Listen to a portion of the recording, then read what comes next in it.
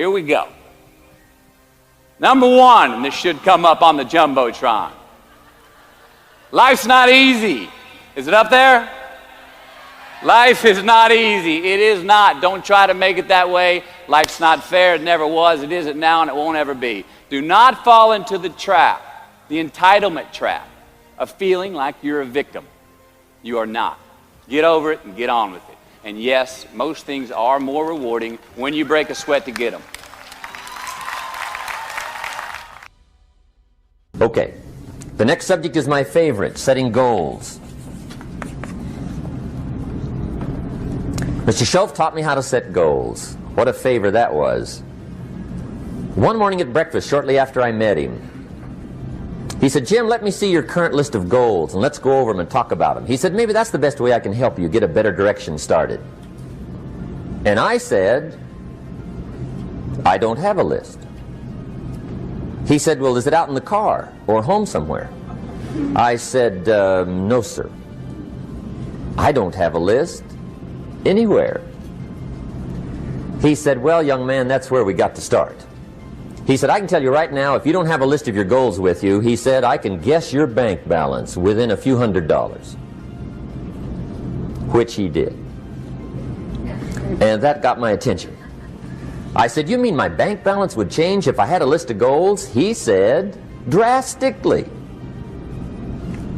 That day I became a willing student how to set goals.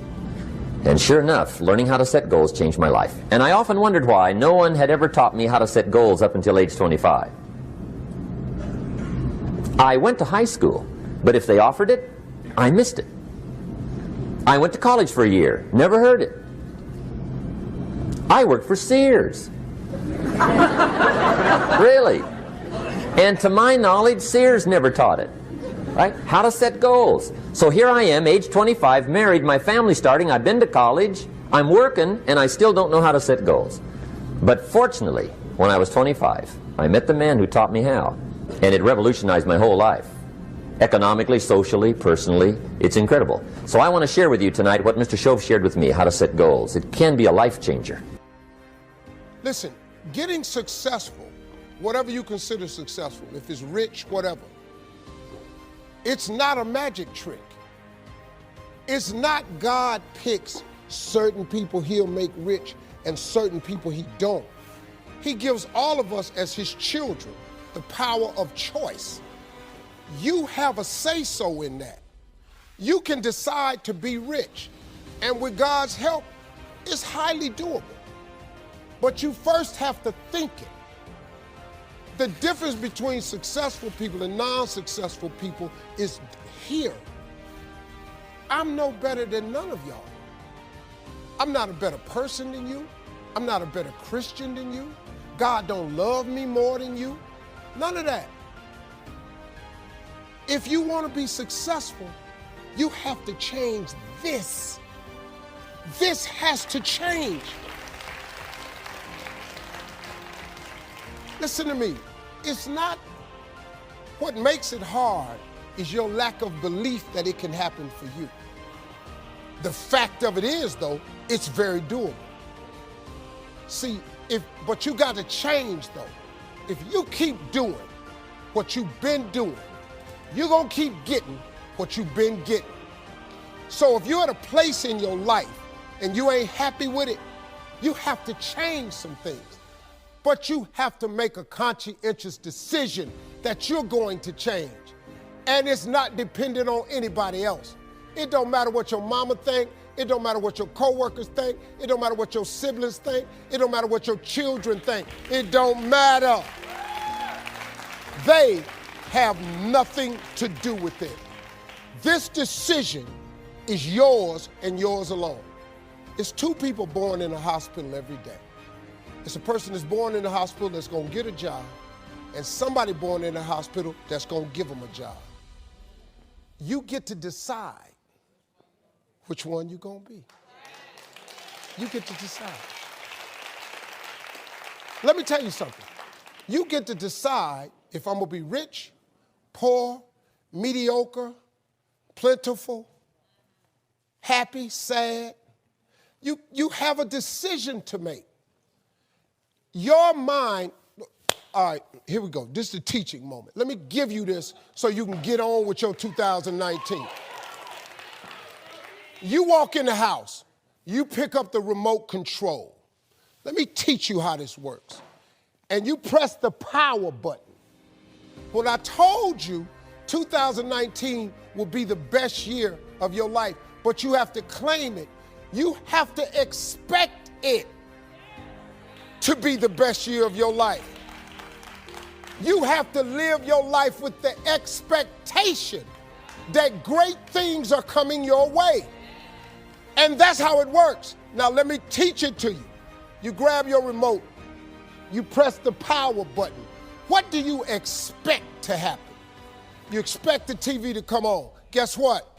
It come on.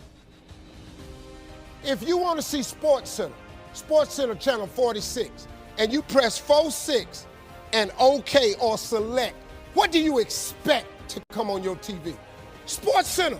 And guess what show up? Sports Center. They got the concept of creating a remote from the Bible. See, God is tied to all of this. You better understand what I'm trying to tell you now. The Bible says, a man is as he thinketh. God created us in his image.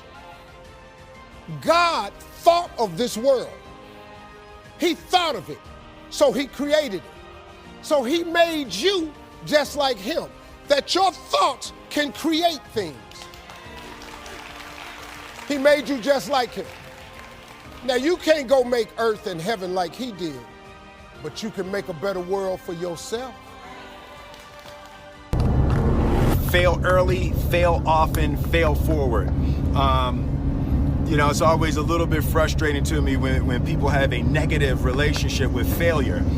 Failure is a massive part of being able to be successful. You have to get comfortable with failure. You have to actually seek failure. Failure is where all of the lessons are. You know, when you go to the gym and you work out, you're actually seeking failure. You want to take your muscles to the point where you get to failure, because that's where the adaptation is. That's where growth is. Successful people fail a lot. They fail a whole lot more than they succeed, but they extract the lessons from the failure and they use that, the energy, and they use the wisdom to come around to the next phase of success. You gotta take a shot. You have to live at the edge of your capabilities. You gotta live where you're almost certain you're gonna fail. That's the reason for practice. Practice is controlled failure. You're getting to your limit, getting to your limit, getting to your limit. You can't lift that, you can't do that, until you get to the point that all of a sudden your body makes the adjustment and then you can do it. Failure actually helps you to recognize the areas where you need to evolve. So fail early, fail often, fail forward. What I'd like for you to do right now, I want you to think about your dream, because I'm in a room full of dreamers. Think about your dream right now. I want you to think about it and envision it. Now, ladies and gentlemen, let me share something with you. I do not believe that any of us have dreams that were not given to us for the purpose of accomplishing those particular dreams. And I want to share something with you that has changed my life. I started out, as was indicated by Jack. It's very humble beginnings. I don't know what that dream is that you have. I don't care how far-fetched it might appear to be. I don't care how disappointing it might have been as you've been working toward that dream. But here's what I know, that dream that you're holding in your mind, that it's possible. Let's say that together, please. Say, it's possible. See, sometimes we can't say, I can do that. But what we can say, that it's possible that I can have my dream as we run toward it, as we work on it day in and day out. No one, ladies and gentlemen, could have convinced me when I started out just over 6 years ago, working on my dream, and I want you to think about whatever your dream is, because I was willing to take a chance, and most people won't do that. Most of the people that you talk to try and bring them into the business, these are not risk takers. Most people have done all that they're ever going to do. They raise a family, they earn a living, and then they die. But people who are running toward their dreams, life has a special kind of meaning. And here's what I will share with you, that in the process of working on your dreams, you are going to incur a lot of disappointment, a lot of failure, a lot of pain, a lot of setbacks, a lot of defeats. But in the process of doing that, you will discover some things about yourself that you don't know right now. What you will realize is that you have greatness within you. What you'll realize is that you're more powerful than you can ever begin to imagine. What you will realize is that you're greater than your circumstances, that you don't have to go through life being a victim.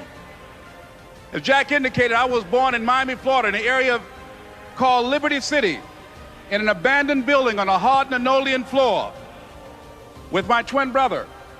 We were 6 weeks of age. We were adopted. When I was in 5th grade, I was identified as EMR, labeled educable, mentally retarded, put back from the 5th grade into the 4th grade, and stayed in that category until I got out of high school. I don't have any college training, but I met a high school teacher who one day changed my life. I was waiting on another student, and when he came in, he said to me, "Young man, go to the board and write what I'm about to tell you." And I said, I can't do that, sir. He said, "Why not?" I said, "I'm not one of your students." He said, "It doesn't matter, follow my directions now." I said, "I can't do that, sir." He said, "Why not?" I said, "Because I'm educable, mentally retarded." And he came from behind his desk and he looked at me. He said, "Don't ever say that again. Someone's opinion of you does not have to become your reality."